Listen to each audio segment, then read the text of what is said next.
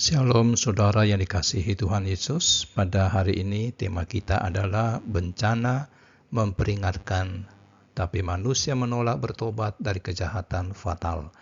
Wahyu pasal 9 ayat 20 sampai 21. Demikianlah firman Tuhan.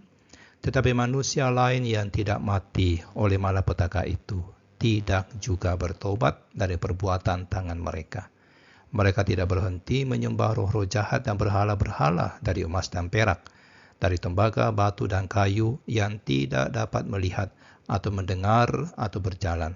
Dan mereka tidak bertobat daripada pembunuhan, sihir, percabulan, dan pencurian. Saudaraku, dua ayat ini merupakan ringkasan yang singkat dari berbagai bencana dan malapetaka yang Allah kirimkan, baik yang bersifat alamiah maupun yang berupa peperangan. Sekalipun tulah-tulah ini membunuh sepertiga dari penduduk bumi, mereka yang selamat tampaknya menjadi kebal terhadap semuanya ini.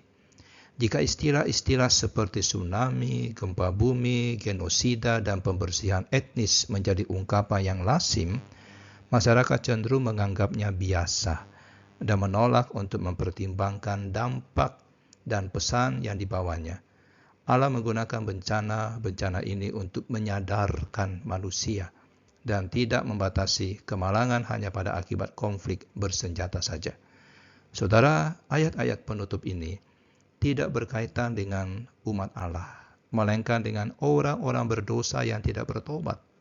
Oleh karena itu, bagian ini lebih menekankan pada ketegaran hati orang-orang yang tidak percaya daripada kemalangan itu sendiri. Meskipun terjadi kematian yang traumatis, mereka yang tersisa tetap menolak untuk bertobat dari perbuatan tangan mereka. Ini bukan karena Allah tidak memberi mereka waktu dan alasan untuk bertobat. Misalnya, Tuhan Yesus berkata kepada jemaat di Tiatira bahwa Ia telah memberi si nabi perempuan Isabel kesempatan untuk bertobat, tetapi dia tidak mau bertobat dari perzinahannya. Wahyu 2 ayat 21. Demikian pula orang-orang yang tertimpa murka Allah tetap mengutuk namanya dan tidak mau bertobat. Wahyu 16 ayat 9 sampai 10. Nah, Allah menggunakan tulah-tulah untuk membuat manusia mengubah cara hidup mereka dan berbalik kepadanya. Namun mereka justru menolaknya. Saudaraku, apakah yang dimaksud dengan perbuatan tangan mereka yang tidak mau ditinggalkan oleh orang-orang yang tidak percaya itu? Itu adalah berhala-berhala buatan tangan yang sia-sia dari emas, perak, tembaga, batu, dan kayu. Ada orang-orang modern yang mungkin tidak menyembah patung atau dewa-dewa lain, tapi berhala-berhala seperti harta benda, terutama uang, ada di mana-mana sebagai perwujudan visual dari Allah-Allah palsu. Para pemazmur dengan fasih menyatakan ketidakberdayaan dewa-dewa palsu ini. Mereka punya mulut tapi tidak bisa berbicara. Punya mata tapi nggak bisa melihat. Punya telinga tapi tidak bisa mendengar. Punya hidung tapi tidak bisa mencium. Punya tangan tapi tidak dapat meraba. Punya kaki tapi tidak bisa berjalan dan tidak dapat bersuara dengan tenggorokan mereka. Saudaraku, Paulus mencatat bahwa menyembah berhala sama dengan menyembah setan-setan. Berhala-berhala mewujudkan konsep penyembahan kepada setan-setan yang menuntut pengabdian tanpa syarat. Nyanyian Musa mencatat perkataan tentang hubungan Israel dengan Allah.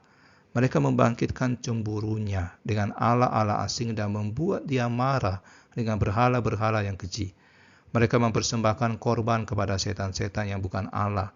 Ulangan pasal 32 ayat 16 sampai 17. Nah, berhala yang terbuat dari emas, perak, tembaga, batu, dan kayu adalah dan tetap merupakan benda mati.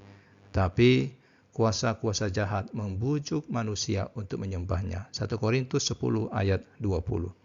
Jadi memberi hormat kepada berhala sama dengan menyatakan kesetiaan kepada kuasa-kuasa gelap dan mendorong penyembahan kepadanya dan melanggar perintah Allah.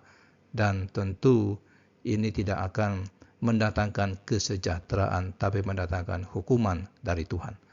Nah, meskipun setiap hari Para penyembah berhala menyaksikan kematian dan kehancuran sebagai pengingat bahwa hukuman pasti mengikuti pelanggaran perintah Allah.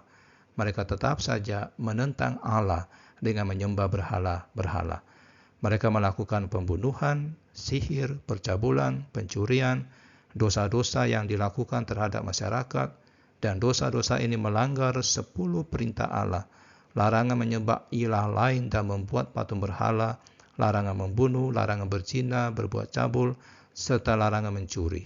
Saudaraku, di seluruh PL dan PB, penyembahan berhala disebutkan berulang kali karena hal itu menggantikan penyembahan kepada Tuhan.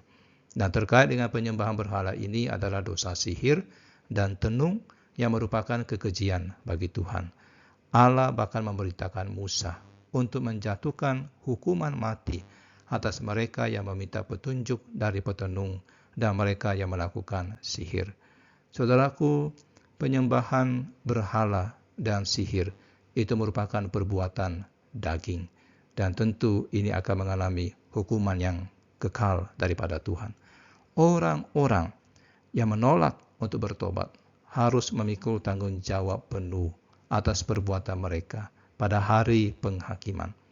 6 sangkakala yang ditiup sebagai tanda peringatan akan penghakiman yang akan datang dimaksudkan untuk memanggil orang-orang berdosa supaya bertobat dan menjalani hidup yang baru. Tapi ketika orang-orang berdosa yang tegar tengkuk ini mengabaikan seruan sangkakala itu, mereka tidak akan dapat menyalahkan siapapun selain diri mereka sendiri. 6 tiupan sangkakala adalah pendahuluan bagi tiupan ketujuh, yang mencatat nyanyian 24 tua-tua yang mewakili orang-orang kudus yang tak terhitung banyaknya. Wahyu pasal 9 ayat 20-21. Ini mengingatkan kita bahwa penghakiman Allah pasti datang dan hanya pertobatan yang tulus satu-satunya jalan keluar. Seringkali kita menjadi kebal terhadap teguran dan bencana yang Tuhan izinkan terjadi dalam hidup kita. Alih-alih memeriksa diri dan bertobat, kita masih terus saja mengeraskan hati dalam dosa. Marilah kita menyambut setiap peringatan Allah sebagai undangan untuk berbalik kepadanya. Sebelum terlambat, tinggalkan segala macam kejahatan dan penyembahan berhala yang menenggelamkan kita. Mari kita berdoa. Ya Tuhan, ampunilah kami yang seringkali bersikap acuh tak acuh terhadap teguran dan peringatan-Mu. Kami telah mengeraskan hati dalam dosa dan mencemarkan hidup kami dengan penyembahan berhala. Bawalah kami kembali ke jalan-Mu ya Tuhan, kuatkanlah kami untuk hidup kudus. Di dalam nama Tuhan Yesus yang membebaskan dari dosa, kami berdoa. Amin.